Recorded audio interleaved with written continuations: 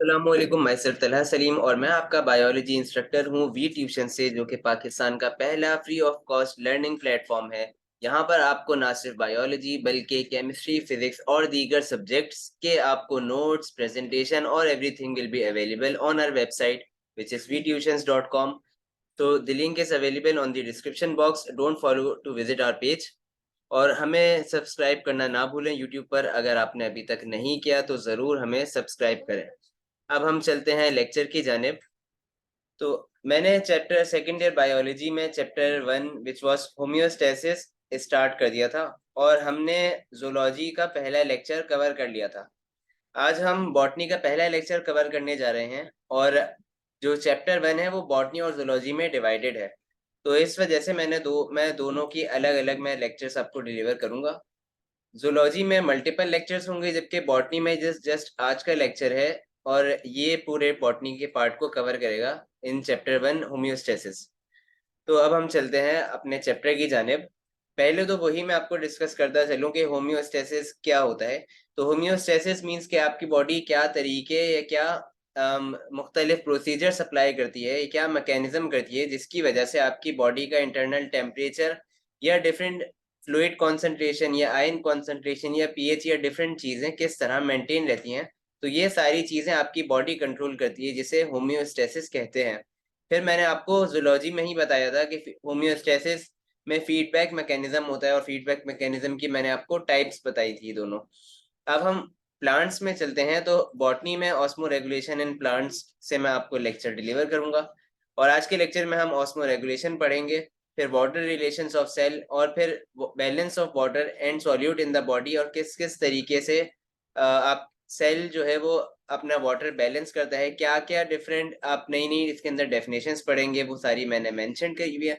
और उसके अलावा प्लांट्स में वाटर की अवेलेबिलिटी के हिसाब से प्लांट्स की 4 टाइप्स होती हैं, तो वो कौन सी हैं हम वो भी डिस्कस करेंगे। और लास्टली फिर हम डिस्कस करेंगे कि थर्मो रेगुलेशन यानी प्लांट्स किस तरह अपना टेम्परेचर भी मेंटेन रखता है। तो सबसे पहले तो ऑस्मो रेगुलेशन।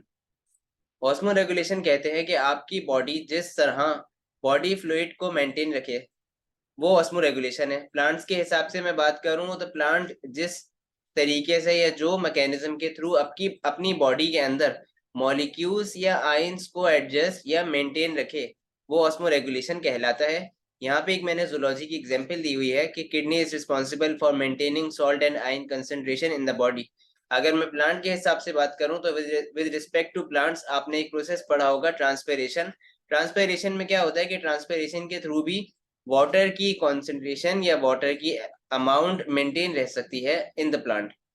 अब वाटर का क्या ताल्लुक है सेल के साथ।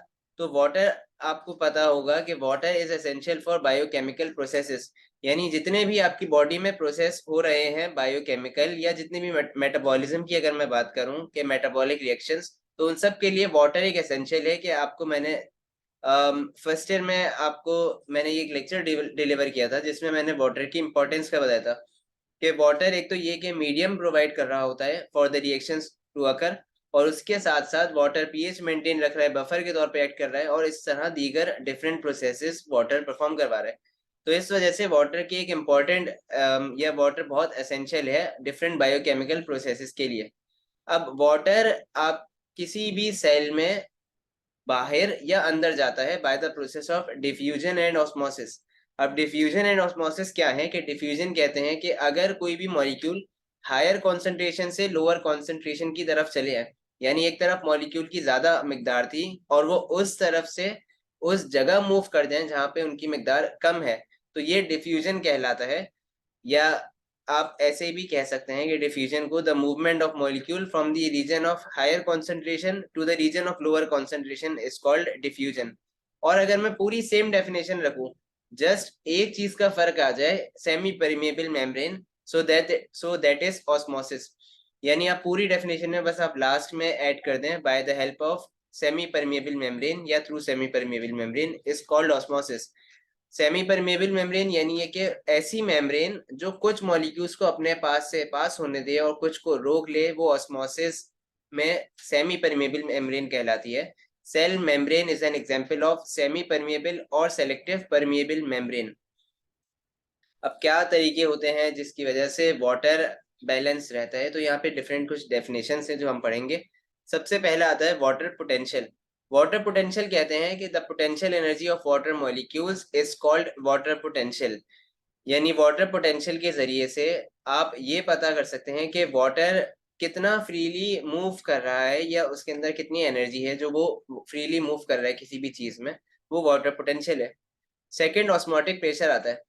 अब ऑस्मोटिक प्रेशर में आप ये समझें कि सबसे पहले ऑस्मोटिक प्रेशर में क्या होता है कि ये एक सपोज मेम्ब्रेन है, और इस मेम्ब्रेन में डिफरेंट यहाँ पे, एक मिनट इसको थोड़ा और सही बना देता हूँ मैं। सपोज एक मेम्ब्रेन है और ये सेलेक्टिव परमेबल मेम्ब्रेन बना दी मैंने। तो अब इस मेम्ब्रेन में डिफरेंट मॉलिक्यूल्स हैं। सपोज ये यहाँ पर आपको मैं ड्रॉ कर रहा हूँ, ये डिफरेंट मॉलिक्यूल्स में आपको ड्रॉ कर रहा हूँ। Just a second. अब यहाँ पे मैं दूसरे डिफरेंट मॉलिक्यूल्स को ये कलर बगैर उसके हाईलाइटेड में यहाँ पे मैंने ड्रॉ कर दिया। अब ये डिफरेंट मॉलिक्यूल्स हैं, आप देखें तो एक तरफ मॉलिक्यूल्स की कॉन्सेंट्रेशन हाई है और दूसरी तरफ मॉलिक्यूल की कॉन्सेंट्रेशन लो है। तो यहाँ से मॉलिक्यूल्स मूव करके इस तरफ आना शुरू हो जाएंगे, ये डिफ्यूजन है।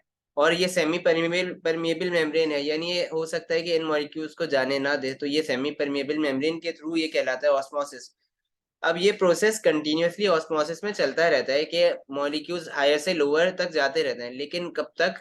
जब तक यहाँ और यहाँ दोनों side approximately equal amount of molecules ना हो जाएं।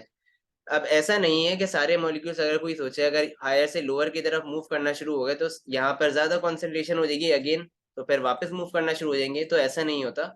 मॉलिक्यूल्स इतना मूव करते हैं कि फिर एक वक्त ऐसा आता है कि अब मॉलिक्यूल्स सपोज यहाँ पे अगर 100% मॉलिक्यूल थे और यहाँ पर सपोज अगर 5% मॉलिक्यूल थे, तो ये मॉलिक्यूल्स इतना मूव करेंगे कि एक वक्त ऐसा आएगा कि सपोज इनमें कॉन्सेंट्रेशन बिल्कुल 50-50 नहीं, 48 बाय सपोज 52 या इस तरह 49 बाय इस तरह कि कुछ मॉलिक्यूल स्टिल मूव कर रहे होंगे, लेकिन वो still that will consider as equilibrium, यानी जिसमें दोनों एक बराबर है।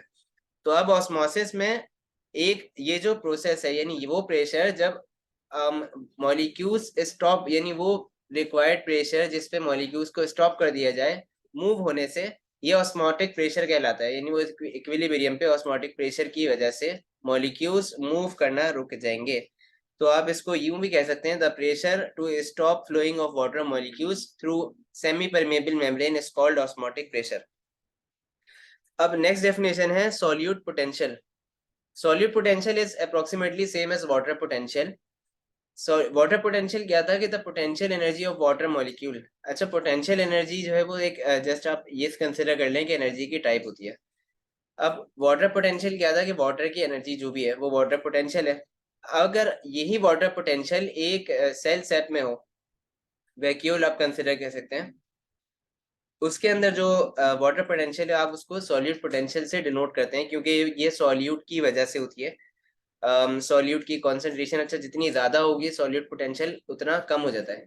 अब सॉल्यूट पोटेंशियल, अगर मैं सॉल्यूट पोटेंशियल में से प्रेशर हटा देता हूँ तो ये सॉल्यूट पोटेंशियल और वाटर पोटेंशियल एक बराबर हो जाएंगे।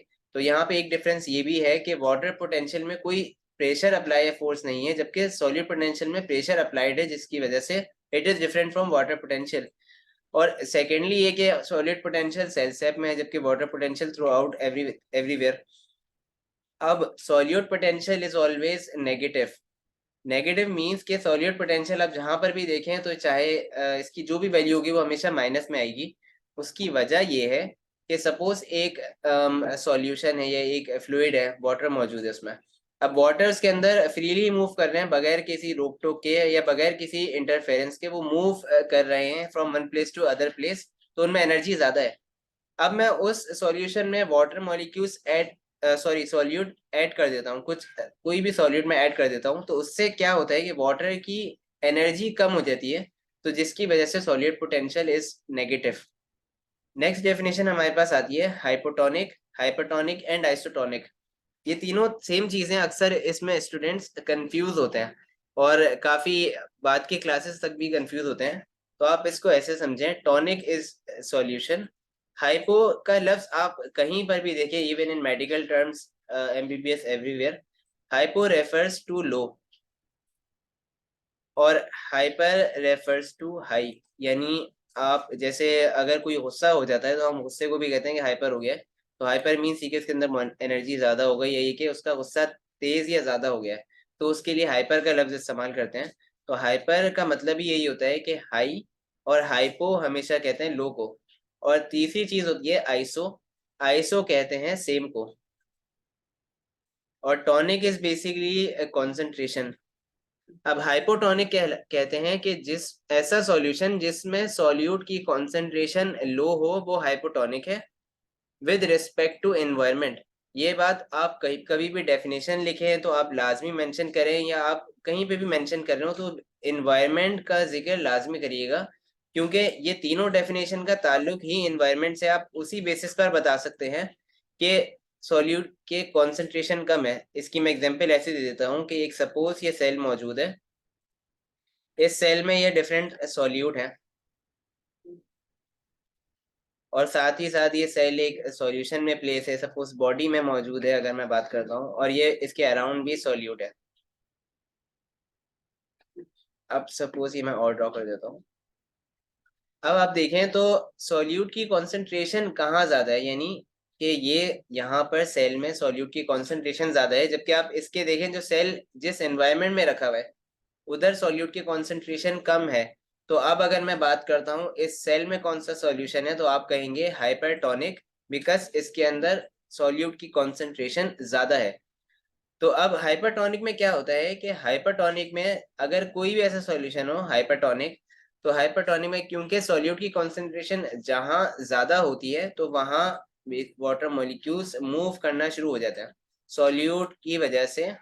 वाटर मॉलिक्यूल्स सॉल्यूट ज्यादा सॉल्यूट जहाँ होगा वहां मूव करना शुरू हो जाता है। तो इसी वजह से हाइपरटोनिक जो भी सॉल्यूशन होते हैं वो वाटर गेन कर रहे होते हैं।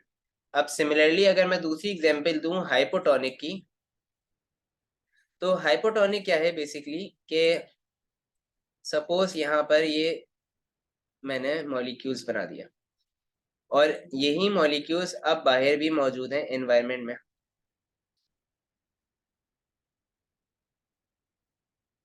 अब आप देखें कि एनवायरनमेंट में मॉलिक्यूल्स सॉल्यूट ज़्यादा हो गए, तो इसकी वजह से अब ये जो सॉल्यूशन जो सेल में मौजूद है ये कहलाएगा hypotonic. Hypo means low, tonic means concentration, means इस सेल में सॉल्यूट की कॉन्सेंट्रेशन कम है with respect to the environment. तो अब क्योंकि मैंने कहा कि जहाँ सॉल्यूट की कॉन्सेंट्रेशन ज़्यादा होगी वो वाटर गेन कर रहे होते हैं, तो अब क्योंकि इन्वायरमेंट में सॉल्यूट की कॉन्सेंट्रेशन ज़्यादा है इस वजह से वाटर इस सेल से निकल के इन्वायरमेंट के अंदर आएगा, तो इस वजह से ये सेल श्रिंक हो जाएगा। अब इसी श्रिंक को लेते हुए हम दो अदर डेफिनेशंस को डिस्कस करते हैं, which is plasmolysis and D plasmolysis. Laces अच्छा हमेशा कहते हैं ब्रेक या टूटने को। प्लाज्मोलिसिस वो प्रोसेस है जिसके अंदर कोई भी सेल श्रिंक हो जाता है, तो ये बेसिकली प्लाज्मोलिसिस कहलाता है। Shrinkage of cell is called plasmolysis and swelling of cell is called deplasmolysis. कोई भी एक सेल है मैं उसको प्लेस कर देता हूँ, या इन्हीं एग्जाम्पल को मैं लेते हुए चलता हूँ। तो अगर आप देखें इस पिक्चर में, तो यहाँ पे ये जो मैंने डायग्राम बनाई है इस डायग्राम में ये सेल मौजूद है, और ये हाइपरटोनिक है अगेन। और इस हाइपरटोनिक में यहाँ पर ये बाहर विद रिस्पेक्ट टू एनवायरनमेंट के हिसाब से, तो क्या होगा कि सेल क्योंकि ये इसके अंदर सॉल्यूट की कॉन्सेंट्रेशन ज़्यादा है तो एनवायरनमेंट से ये वाटर गेन करेगा और वाटर सेल के अंदर आएगा। इतना सेल के अंदर आएगा कि सेल का साइज इंक्रीज हो जाएगा, यानी सेल स्वेल अप हो जाएगा। लेकिन ऐसा नहीं, आप ये भी सोच रहे होंगे आप लोग कि जब वाटर सेल के अंदर जा रहा है तो सेल तो फट सकता है, तो ऐसा नहीं है, सेल फटेगा नहीं, बल्कि इसमें भी प्रेशर अप्लाई होते हैं। सेल मेम्ब्रेन जो होती है वो इलास्टिक है, तो वो एक यहाँ पे भी एक खास अमाउंट आती है, ऑस्मोटिक प्रेशर आ जाता है यहाँ पे, कि अगेन वही ऑस्मोटिक प्रेशर की वजह से वाटर ज्यादा अंदर आने से रुक जाएगा एक वक्त आके। तो ये स्वेलिंग है, यानी इसमें सेल का साइज इंक्रीज हो जाएगा। मोस्टली ये होता है कि वैक्यूल गेन कर लेते हैं वाटर मॉलिक्यूल्स। और अगर मैं इसी सेल को प्लेस कर देता हूँ एक ऐसे एनवायरनमेंट में जिसमें सॉल्यूट की कॉन्सेंट्रेशन ज़्यादा है, तो यहाँ पर ये सेल से क्या होगा, अब अगर आप देखें सॉल्यूट की कॉन्सेंट्रेशन ज़्यादा है तो सेल से वाटर निकल के एनवायरनमेंट में आएगा और इतना निकलेगा कि ये सेल श्रिंक हो जाएगा, यानी इसका साइज डिक्रीज हो जाएगा। यहाँ पर भी वही सेम चीज़ें अप्लाई होती हैं। तो इस प्रोसेस को कहते हैं जिसमें सेल स्वेल हुआ उसको कहते हैं प्लाज्मोलिसिस, और वो प्रोसेस जिसमें सेल श्रिंक हो गया ये कहलाता, सॉरी मैंने उल्टा बोल दिया, वो प्रोसेस जिसमें सेल श्रिंक हो जाए वो कहलाता है प्लाज्मोलिसिस, और वो जिसमें सेल अपनी शेप रीगेन कर ले वापस, या फिर ये कि वो स्वेल हो जाए, वो डिप्लाज्मोलिसिस है। इसका प्रैक्टिकल होता है कि आप एक सेल्स होते हैं डिफरेंट, या प्लांट्स की मैं बात करूं, आप प्लांट्स के लीफ को डाइसेक्ट कर लें और उन डाइसेक्टेड लीव्स को आप एक पॉट ले लें, और उसके पॉट के अंदर आप एक दो पॉट्स लें, एक पॉट में आप पानी डाल दें और एक पॉट में आप पानी के साथ साथ नमक डाल दें ज़्यादा। तो अब जो जिसमें नमक ज़्यादा है तो क्या होगा, उसमें जब आप सेल डालेंगे तो सेल श्रिंक कर जाएगा, जैसे आप माइक्रोस्कोप में देख सकते हैं। तो सेल का साइज आपको नजर नजर आ जाएगा कि वो श्रिंक हो गया है। और उसके बाद आप उसी सेल को उठा के नॉर्मल पानी में डाल दें। तो अब क्योंकि पानी के हिसाब से मैं बात करूं तो सेल हाइपरटोनिक हो गया, तो उसकी वजह से अब सेल अपनी नॉर्मल शेप रिगेन कर लेगा। तो आप वापस माइक्रोस्कोप में देख लें तो आपको सेम शेप नजर आ जाएगी या सेम साइज नजर आ जाएगा। ये पूरे सारी डेफिनेशंस थी, ये डेफिनेशंस इंपॉर्टेंट है बहुत। फर्स्ट ईयर सेकेंड ईयर नहीं, आपकी आगे की क्लासेस फर्दर स्टडीज के लिए भी बहुत इंपॉर्टेंट है, ये हर जगह काम आ रही होती हैं ये टर्म्स। आप बायो में सेकेंड ईयर में तो आप बहुत पढ़ेंगे, और सिर्फ इस चैप्टर में नहीं बल्कि आगे के चैप्टर्स में भी आप पढ़ते जाएंगे, तो आपको जब आप हाइपोटोनिक का आपका कॉन्सेप्ट क्लियर होगा तो यही एक कॉन्सेप्ट आपको आगे के मजीद कॉन्सेप्ट्स क्लियर करवाने में मदद करवाएगा। अब चलते हैं ऑस्मो रेगुलेशन ऑफ प्लांट्स की तरफ। तो प्लांट्स में वाटर की अवेलेबिलिटी के हिसाब से ऑस्मो रेगुलेशन, यानी वाटर की अवेलेबिलिटी के हिसाब से प्लांट्स की चार टाइप्स हैं। पहले आते हैं हाइड्रोफाइट्स। फाइट्स का लफ्ज आप जहां पे भी देखें, फाइट्स का मतलब होता है प्लांट्स। हाइड्रो मीन्स वाटर, यानी वाटर प्लांट्स। तो ये प्लांट्स वो होते हैं जो पानी में पाए जाते हैं, या तो ये कि ये पूरे डूबे हुए होते हैं यानी कम्प्लीटली सबमर्ज, या फिर पार्शियल सबमर्ज के कुछ पौधे का हिस्सा पानी की सरफेस पर होता है। जैसे आप वाटर लिली की बात कर लें, या मुख्तलिफ के आप देखें तो लीव्स बाहर होते हैं। तो ऐसे भी होते हैं जो कम्प्लीटली या तो मौजूद होते हैं समंदर के अंदर, या फिर ये के कुछ बाहर और कुछ अंदर होता है। तो ऐसे प्लांट्स को वाटर गेन करने के लिए कोई इतनी मुश्किल नहीं होती। और क्योंकि ट्रांसपरेशन एक प्रोसेस है, कि ट्रांसपरेशन में क्या होता है कि ट्रांसपरेशन में वाटर लॉस होता है। तो अब इनके पास क्यूटिकल नहीं होती, क्योंकि क्यूटिकल का काम ये होता है कि क्यूटिकल एक वैक्सी लेयर होती है जो कि सनलाइट को रिफ्लेक्ट कर रही होती है और वाटर को बाहर निकलने से रोक रही होती है क्यूटिकल।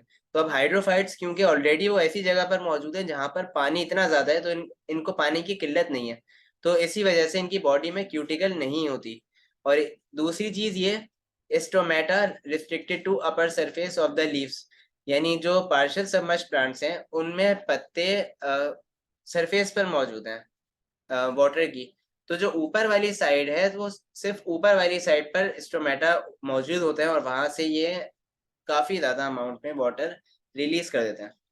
अब एक और चीज वो ये कि जो कुछ प्लांट्स हैं उनमें लार्जर एयर स्पेसेस भी होते हैं, यानी उनमें आप ये समझ रहे हैं, इसे एक बलून की एग्जांपल मैं लेता हूँ। तो बलून में आप अगर मैं नॉर्मल बलून में हवा नहीं डालता तो वो ऐसे ही आपको जमीन पे पड़ा हुआ मिलेगा, लेकिन या आपको कहीं भी सरफेस पे रख दें वो वैसे ही रहेगा। लेकिन अगर मैं उसमें हवा भर देता हूँ तो हवा भरने से क्या होगा कि वो बलून अब फ्लोट करना शुरू हो जाएगा एयर में। तो सेम एग्जांपल यही होती है कि सेल्स में, और खास तौर पे हाइड्रोफाइट्स में, इनके सेल्स में एयर स्पेसेस होती हैं, नहीं इसी तरह बलून की तरह खाली स्पेसेस होती हैं जिनमें हवा भरी हुई होती है, जिससे इनको एक प्रॉपर्टी मिलती है जो फिजिक्स में आप पढ़ेंगे, बायोवेंसी, यानी ये कि ability to freely float on a fluid. तो ये एक फ्लूइड पर आसानी से या पानी में आराम से तैर सकते हैं due to the property of buoyancy. और आखिरी चीज वो ये कि रेस्पिरेटरी रूट्स, यानी इनके पास जो रूट्स हैं वो रेस्पिरेशन में या ऑक्सीजन वगैरह एब्जॉर्ब करवाने में मदद करवा रही होती हैं। नेक्स्ट आते हैं हेलोफाइट्स। हेलो रिप्रेजेंट्स के सॉल्टी या सॉल्ट, और फाइट्स अगेन रिप्रेजेंट्स प्लांट्स। तो ऐसे प्लांट्स जो सॉल्टी एरियाज या मार्शी एरियाज में पाए जाएं, जहां जमीन में या जहां का पानी नमकीन हो, तो ऐसे प्लांट्स को कहा जाता है हेलोफाइट्स।